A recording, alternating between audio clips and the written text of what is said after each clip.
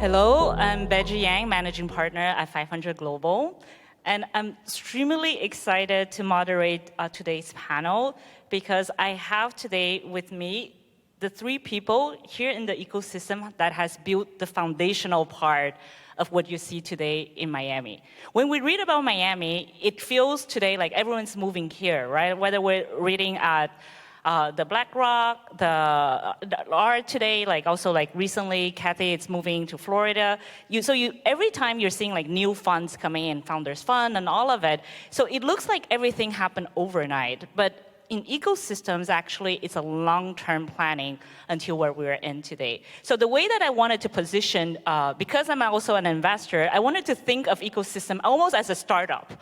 So there was that very early momentum, like you have to have those early believers to put the seed money in to where we are today. So then we're gonna discuss briefly what that seed looked like the past 10 years or so, and then what the sustainability. Today, I think we're probably at a B round, C round, but like you can argue if you agree with me, and then how do we take it to IPO? So with that context, I want to introduce very quickly our panelists today. I'm going to start with Matt Hackman, Executive Vice President of the One Community, One Goal, Miami-Dade Beacon Council. Matt has been really instrumental, of course, in his role today with the Beacon Council, which is a public-private partnership in the Economic Development Organization for Greater Miami. In this role, you're leading the Opportunity Miami. Love to have you explore a little bit about that, which is a new initiative shaping the long-term economic future, right? So what you're going to be hearing today in a few years, you say, oh, of course, like Miami today is recognized as like the future of X, it's because a lot of initiatives that Matt is going to put today, we're going to see in the years to come. And then previously, you were the Miami Director Program for the Knight Foundation, and really soon we're going to talk a little bit about the Knight Foundation, and build a foundation-focused program in propelling the Miami tech ecosystem, particularly thinking from a community component with it. And I think the last thing I wanted to also mention, you're a board member. Today we're sitting in this like really beautiful venue, and then you're like, oh, of course this place is here in Miami. Why wouldn't like a concert, like a world-class place be here? But also Matt was very instrumental in ideation and be at the board with it. And then prior to Knight Foundation, Matt was an award-winning journalist with the Miami Herald and the Daily Business Review, and won numerous local and national awards, including the Gerald Loeb Award and the highest honor in business journalism. Also board member of Miami Endeavor and trustee of the New World Symphony where we sit in. And I know you're a very active advisor in nonprofits right to start. So very excited to have you here with us today. And then before I do really quickly the rest of the intro, Matt, maybe just give us maybe like a quick blurb of like what it meant to be like seeding the ecosystem this past few years. Absolutely. First of all, I just want to say thank you to you, Beji, Raul, Saif. It's so great to be on the panel with you guys.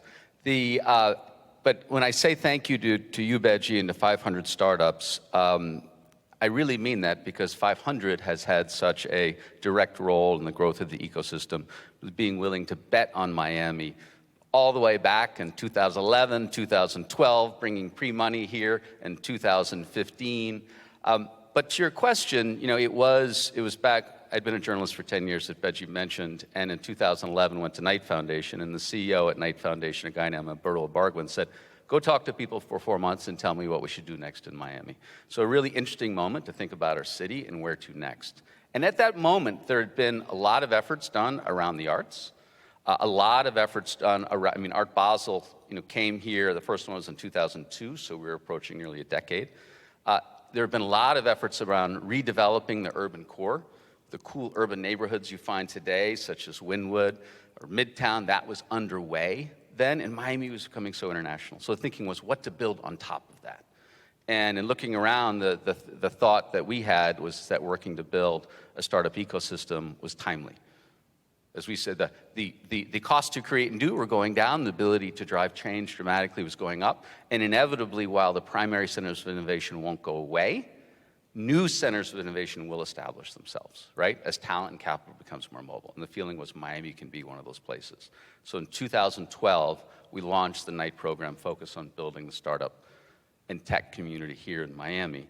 And to circle back to 500, it was actually initially as a test case. And thinking about doing the program, we funded something called Geeks on a Plane, just to see who, if we convened people here in Miami around this, what would we find, the energy and all of that. And then off we went in terms of doing countless different efforts, whether it's bringing Endeavor to Miami or seeding the launch of Emerge Americas, or doing things like the Idea Center at Miami-Dade College. And of course, for 500's growth, then it was, bringing the PreMoney conference here in 2015, and then 500 actually bringing an accelerator here to Miami. So for all of that, in your belief, in those early days, before Miami had become a thing, thank you.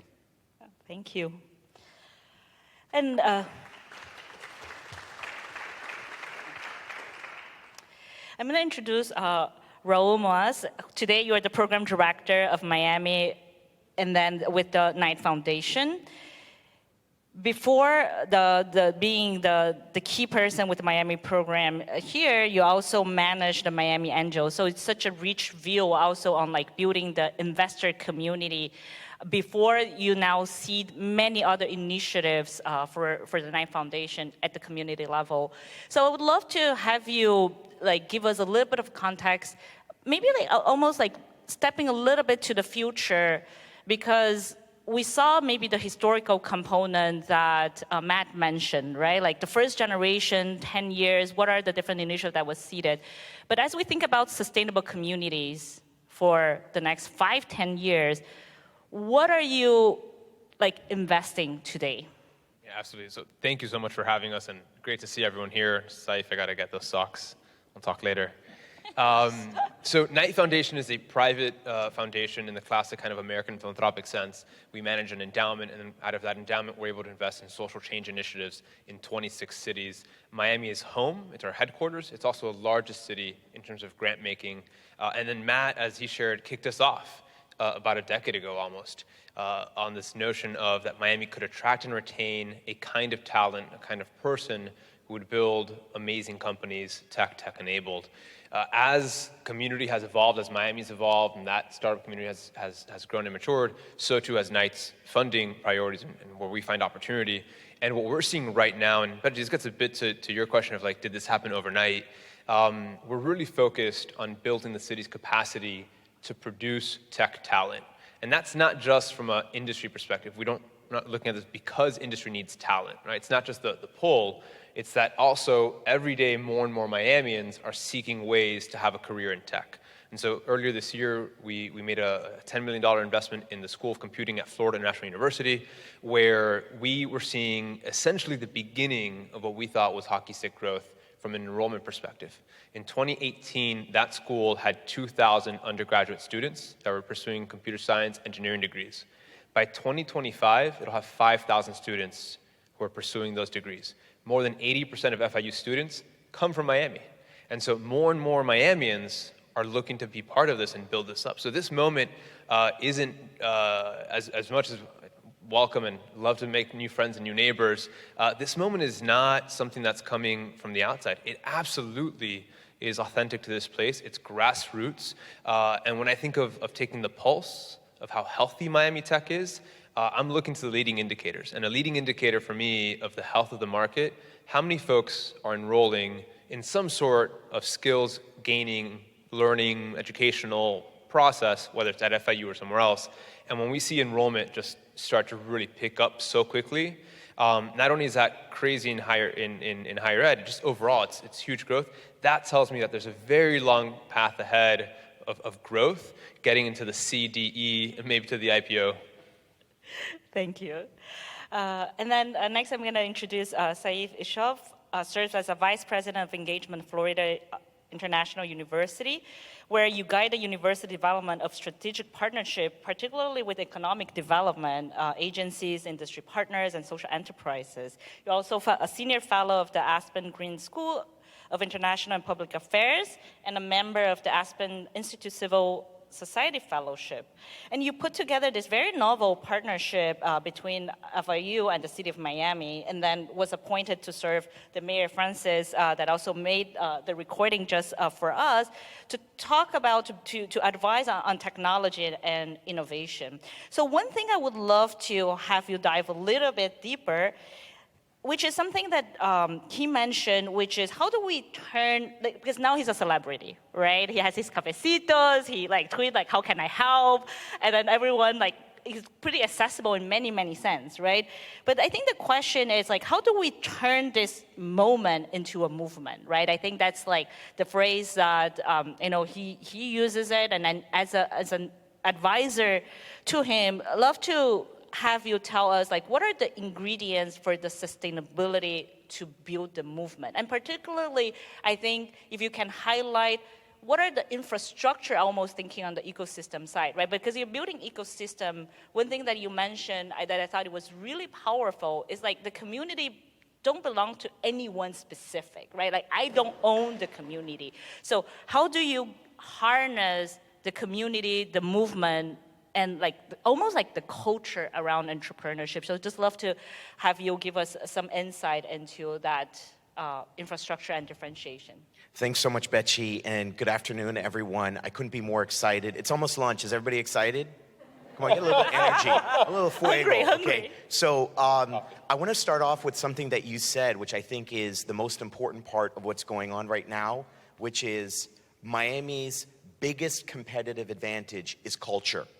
And people who are moving here and they're feeling the energy, it's because we have something in this great community that comes from the people who've made it here.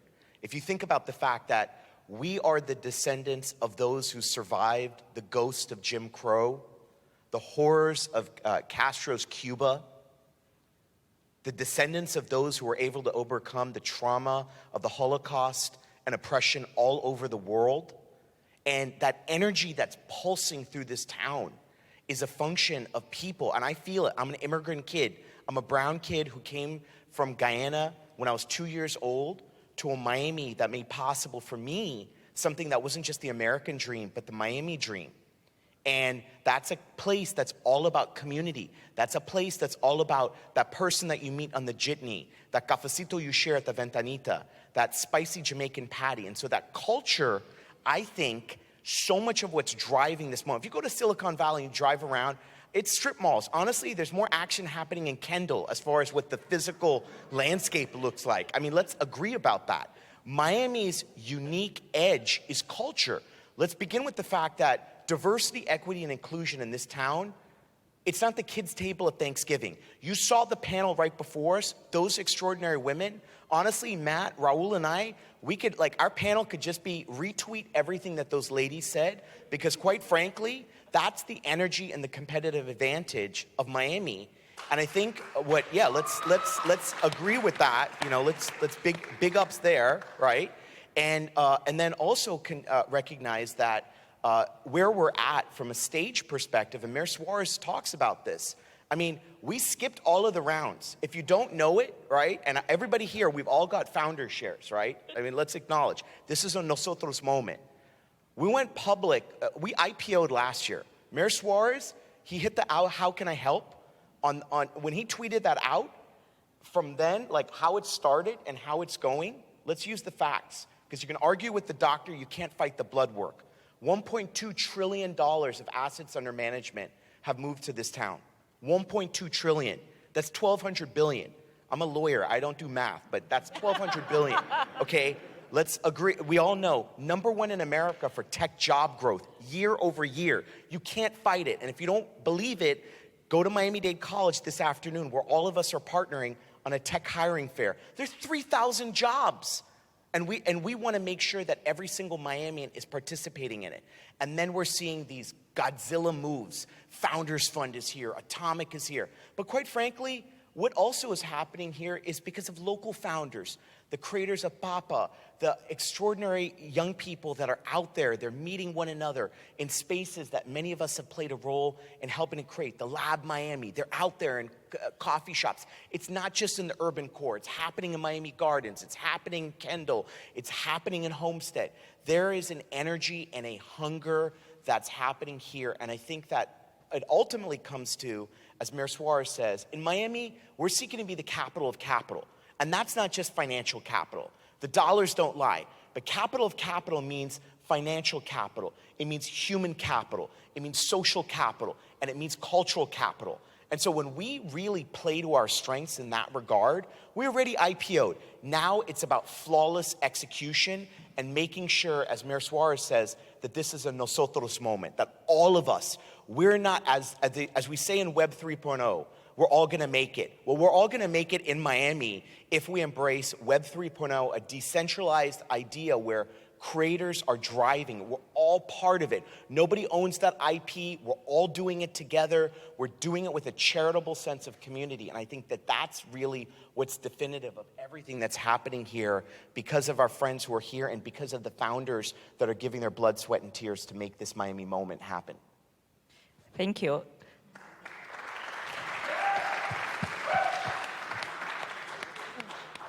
Raul, Matt, agree on the IPO? Or which series are we in? Well, I just want to call out that all the Miami folks in the room, you outed yourselves when you laughed at the Kendall joke. I'm thinking the same thing. I thought, wow, local crowd, love it. No, 100%. I wholeheartedly agree. And look, this is what Miami has built on through its short history. It's that, and one of the great superpowers of Miami is that always being so welcoming, always having an open mind, and being a permissionless culture. That is allowing for people to come here and put their own stamp on the place.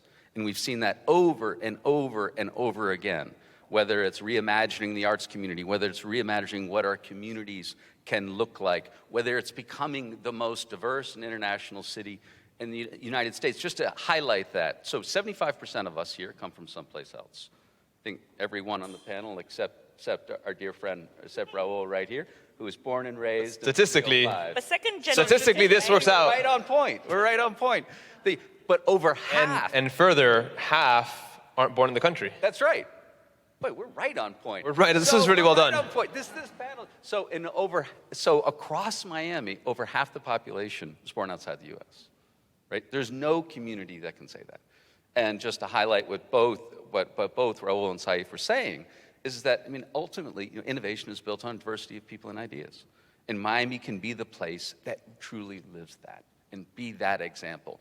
Be that place that's not only a center of innovation, building groundbreaking companies, solving the biggest problems that the world faces, but also driving social mobility across an entire community. We've seen no place pull that off yet. Miami can be that place and become that truly innovative, diverse community. So, yes, short answer to your question. Yeah. So IPO. IPO, yes. So maybe the question then is flawless execution. At this point, what type of pitfall you might be concerned as you build the community around startups here? Is there any concerns? I'll jump in. Let me in. Just on-ramps. I think we all speak about it maybe in different vernacular, different phrases, but on-ramps. How do folks gain access to what's happening? We were chatting earlier that Web3 holds a possibility, somewhat the anonymity of it all, holds a possibility of allowing for access to be easier for folks who historically haven't been included, who just literally, we drive through, and we're like, oh, nothing here. There's a lot there. So there's possibility with this moment in time, certainly, that we should leverage. And then I think there's, whether we say things like talent is universally distributed opportunities, not any sentiment, any kind of articulation of that sentiment is true. The pause or the concern really is also the economic opportunity that Matt was getting out of social change and all that, which is how do you increase participation? And that could be an investment in talent, in the systems, right? I think we need more, better systems. That's not proper English, I know. But you need ability for, if we're going to talk scale, we're talking there's 3 million people in this county. There's about 200,000 that are at some sort of university studies right now in the county. How do we make sure that those folks not only know what's happening, right? Then they've got the path, the actual institution to do that learning or growth through. And then to Saeed's point, which is where I think we can also lead, and where I think Matt was getting at in terms of what Miami's potential for national and global relevance is, how do you reimagine social capital, right? It's not just enough to pump out 10,000 CS grads every year from the universities. How do we connect them to real opportunity, right? In a moment in time where all of a sudden, the FIU CS grad, she could live in Miami and work for a multinational tech company in a way that the trade-off wasn't there before. And you had to pick Miami or Seattle. You can be in Miami working for a Seattle-based global tech firm. That's an incredible opportunity. How do you make sure that happens? How do you make sure that the marketplaces that clear supply and demand, that bring talent and opportunity together, are modern, contemporary, and they work in a way that prioritizes social capital? I think the other thing that's really exciting about what's happening right now, in addition to the fact that we have to plus up our efforts in human capital, not only in the formal educational systems. Obviously, I work in higher ed. Our FIU has leaned in a big way around upskilling programs. But we need to make sure, we need to acknowledge something. The pandemic decimated whole swaths of the occupational spectrum. And there are people who have been economically dislocated from where they were, and we have an opportunity, and more importantly, a moral imperative to help upskill them, help them get reskilled, create those on-ramps to make sure that more of those adult learners are participants in this economy and not spectators. And so this is a really, really key thing. It's happening at a systems level at Miami-Dade County Public Schools, at Miami-Dade College, at FIU. There's going to be a lot of entrepreneurs as well that provide a lot of novel solutions around it, but also being bold around technology. I mean, one of the things that Mayor Suarez led around is the Miami Coins Project, which a group of devs came together, leveraging the Stacks protocol. We're able to say, we're going to create this project, and Miami will be the beneficiary of the mining proceeds, 30% of the mining proceeds. Yesterday, that wallet was holding $31 million in Stacks, which ultimately can be utilized to continue to drive forward the movement. And so it's an example of bold utilization of Web3 technologies. The mayor also announced that a portion of those proceeds he's going to be putting into stacking, which will then yield Bitcoin, and then provide a Bitcoin yield to every resident of the city of Miami. So when we think about how we're using technology and human capital, I think that's what's exciting and really emblematic of the next chapter of where we're going. So I'm a City of Miami resident, so I can't wait this is going to be super cool. May I just one that as we're thinking about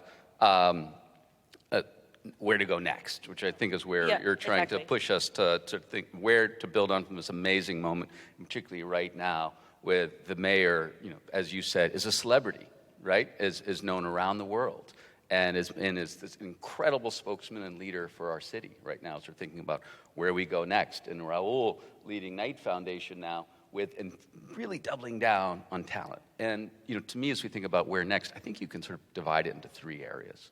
I think about Miami over the next 10 years, the next 20 years. And this is what I've been really focusing on in my new role at leading Opportunity Miami, which is 2.5 weeks old, right? So this is a really new effort. But you're sitting now to see it in 5 Well, years, now, right? yeah. I mean, it's not unlike when we were all sitting here 10 years ago thinking about what Miami can be, and now thinking about, okay, from this extraordinary sort of base that we've now reached, where next? I really think it's around three things. Entrepreneurship and innovation, which we've talked so much about. I mean, the cities that are more agile and that can reinvent, those are the ones that are going to win going forward. Number two, talent inclusion. We've talked a lot about that and how that is so critically important, how Miami can really build a differentiated, build a uniquely diverse, skilled workforce that's globally differentiated. Unlike any workforce nationally, almost unlike most workforces globally. But the third thing I would just add to our conversation and thinking about the road forward is sustainability, which is talked about a lot less right now locally. And for sure, as we're thinking around blockchain and crypto and Web3 and all of that, those are going to be drivers of our way forward. But I include sustainability in that thinking about on this journey we're on over the next 28 years, trying to reach net zero by 2050, that on that journey, we need to turn our whole economy to one that is net zero. And that journey, we often talk about as a threat or something that we need to it's adapt and mitigate, but also argue that this is a generational business opportunity, the biggest business opportunity perhaps in a century. At least that's what Clay Dumas from Lower Carbon Capital recently sat down, did a podcast, and that's how he described it, as the biggest business opportunity in the century. And the cities that really lean into that and are those places that build those carbon neutral companies of the future. I mean, Bill Gates in his book says the countries that build the carbon neutral companies of the future will be the ones that lead the global economy. What argues we think about Miami's future in addition to all of these really exciting things that the mayor's office and Saif is leading and Raul at Knight Foundation's leading around education and talent development, that is also thinking about sustainability as something that Miami can be one of those places that's building those companies, because right now there's not one place that's leading that effort. And I really love where you're bringing in, which is like projecting what Miami is recognized for, like in the future, right? Like we talk about like being the center, like the next center of like global entrepreneurship, but if every single talent that think about sustainability, for instance, comes to Miami, you build a further cluster, sometimes around industry, and just like you mentioned in 2050, how do we become carbon neutral? So as you like launch this initiative, I know it's just only 2 weeks. How do you think on like seeding, like what's needed to build that layer, right? Just think back 10 years ago when you thought about entrepreneurship. Next layer, what should be there? Well, number one, holding to the values that we've had from the beginning is that, when launching the program, and by the way, I'm sure you guys are wondering, so I was there from 2011 and then built the program to about 2017, and went off on another adventure. We'll talk about another time, and now Raul's been leading the program since 2018. In 2018, yeah, 2018, doing a terrific job. In thinking about back then, I think we start with the value, right? And that was the idea that this is bottom up, and that the best ideas are out in the community and being in the community and finding those ideas. Right? And so I think, and then of course, as we were talking about earlier, being a place that as more people are coming here and wanting to put their stamp on the place, encouraging that. That as we talked about a permissionless environment and community, I think we for sure start with that. And then it's built on this idea of continually doing, right? I think that is, and when we're working on thinking of Miami and building the startup ecosystem here, it was built on lots of bets. Right? I mean, obviously, we made a big bet with 500 startups or a big bet with Endeavor, but there were many, many more bets to enable lots of people to build and do as they saw fit. And I think as we're thinking about this next stage, that will have to be fundamental as we carry forward. In each of, if these three areas are around innovation and entrepreneurship, are around talent and inclusion, and as I'm offering today, that I think sustainability is one too, as we think about that Miami that we're building of 2030 and 2040. Thank you. So last question, short answer from each of you. Short answer from maybe like one phrase. If you have a choice, like today we're creating like a movement, right? Like what one thing, like you have a magic wand, you say, I want this, what would it be? I want Miami, and I've got my colleague and friend Mike Sarasti here. I want us to be, I'd love for our city to become a leader in the creation of metaverse technologies. Mike likes that one. That was Mike, if there was any doubt. Ro? Listen, I'm with Matt on this one. Yes, 100%. I think that's the word. But where does Miami have an ability to differentiate itself competitively, economically? And if Knight were to, at some point, I think in the I'd say in the next 24 months, you could see Knight Foundation, it's all intersectional. Listen, healthcare technology, Bascom Palmer is an exceptional place for healthcare innovation, and climate, applied climate science in particular, prediction and modeling in particular, I think are areas for Miami to have a real edge and a really healthy profit margin. And so I think those are areas where we can win long term, and where there's financial incentives, right? I'm a believer in the markets, I believe in that momentum, and we're seeing things kind of congeal there. Well, I agree with all that, so I would just add one other thing, and I think going back to what we were talking quite a bit about earlier, is that building a place where, in the most uniquely diverse of communities in the world, building a place where everyone in this community can build the ideas and solve the problems most important to them. That can be Miami, and that's what's in front of us to build. Go Miami. Thank you, Beji. So I'm supposed to also do some announcement. First, I'm very, very grateful to have the panelists today with me because you've seen probably like they are like the builders of the ecosystem here. And Matt? Well, can I just say what, just before we turn to something super exciting, just want to underline, Beji, to thank you personally, not just 500, but to thank you personally. Thank you, Matt. Beji, so, Beji bought a place here in 2015. She got it on the ground floor, That's why, y'all. like, when you don't make it as a transit, you stay. So, so she was a believer, even as Beji's going all over the world doing her work for 500, she was a believer and an early adopter in Miami and a champion of Miami, and know how much it's appreciated. Thank you. Thank you, Matt. And one thing we're going to do, we're going to embarrass Saif. Really? And I actually don't have the ability to be embarrassed. He's not lying. It's true. I really don't. So- I really don't. Today is his Sin vergüenza. birthday.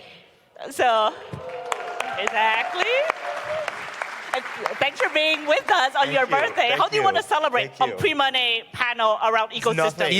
He still qualifies for Forbes 30 under 30. I do. Because it's Miami. We can be as young as our doctors want us to be. That's the beauty of it.